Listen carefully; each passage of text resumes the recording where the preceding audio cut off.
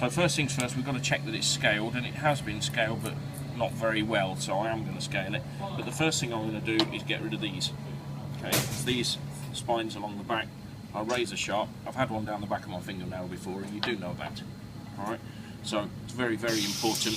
I know we've talked before with flatfish to make sure you use the scissors to take the fins off. Okay, that's really just a standard practice. You can do it without taking them off, but with these bad boys I recommend taking them off because you are going to impale yourself if you're not careful.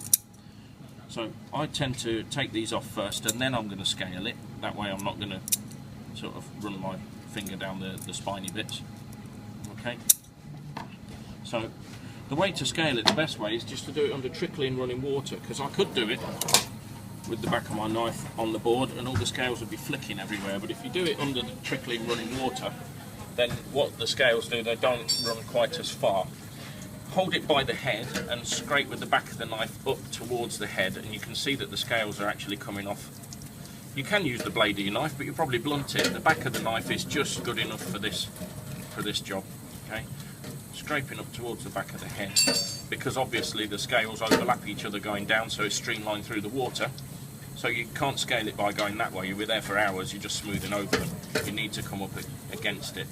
And some scales are going to flick around a little bit, but by holding the head, if I took the head off first, then I would be squeezing the flesh of the fish.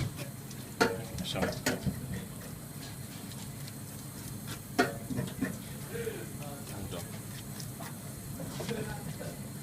Okay, so scales are off.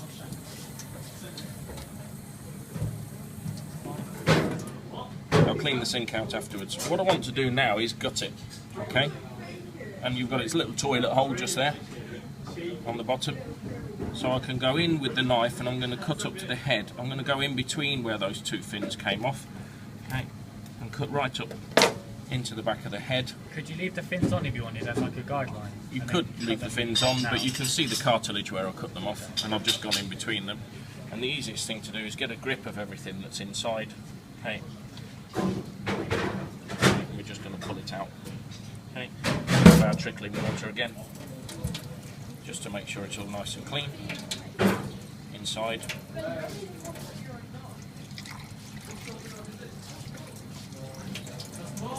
And that's it, gutted. Fairly simple.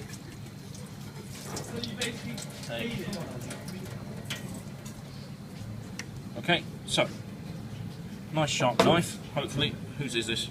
Kieran's.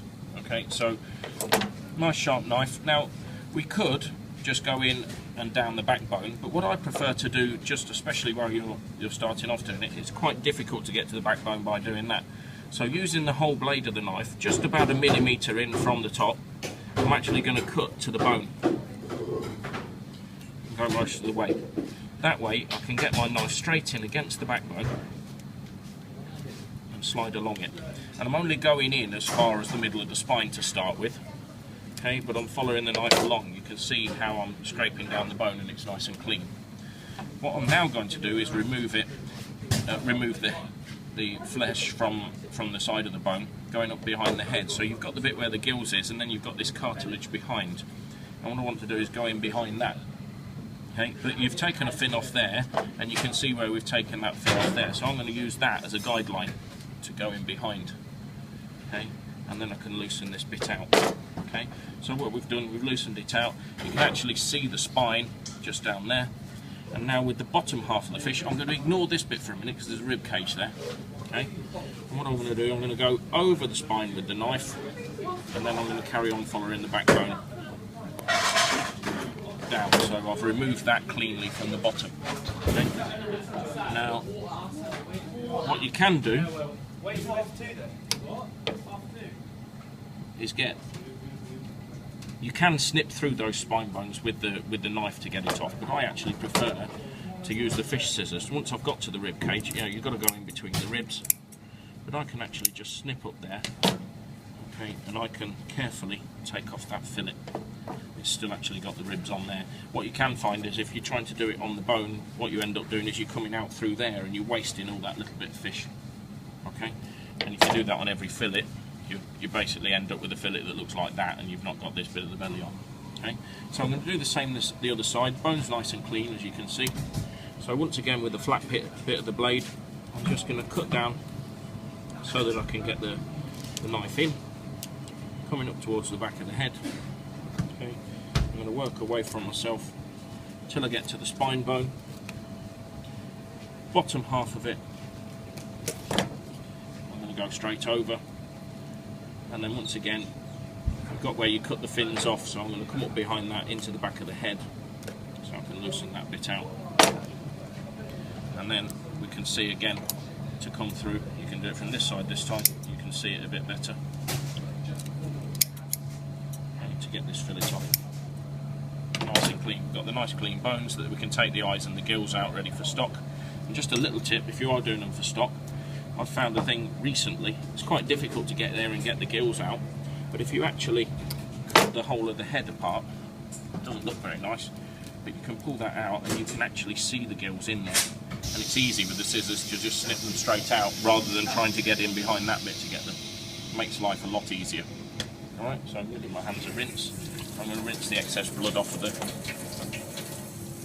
fillets. I want to work nice and clean.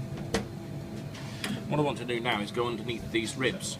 But what you've got to think is that the ribs are actually curved like that, and we've got to go underneath. If you go straight down, you're still going to cut that bit of flesh off. So I'm going to come in here, but see how I'm keeping the knife. Don't think about cutting yourself, because you're not. I'm scraping along the bottom of the ribs, and then I can just come underneath those bones, and I've got all of that lovely fillet still attached onto the fish. Okay. Once again, in through. You've got to cut through the pin bones that we'll get out with the tweezers in a minute to start with, but then following the rib cage around, okay, I can bring that off quite easily. Trim off any little bits of fat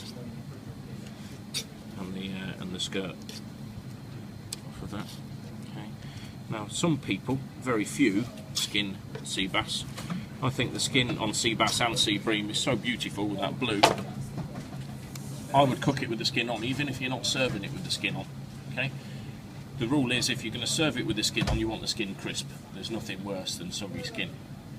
But even if you weren't, I would cook it with the skin on, and it's such a delicate thing that once it's cooked, you can actually just peel it off after it's cooked, and it will come off.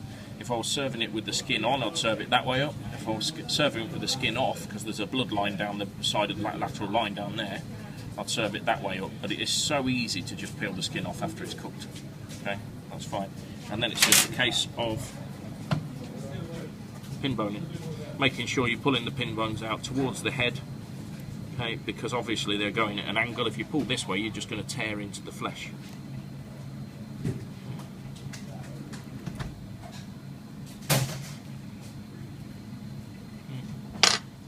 Sea bass fillets or sea bream fillets, all done the same way.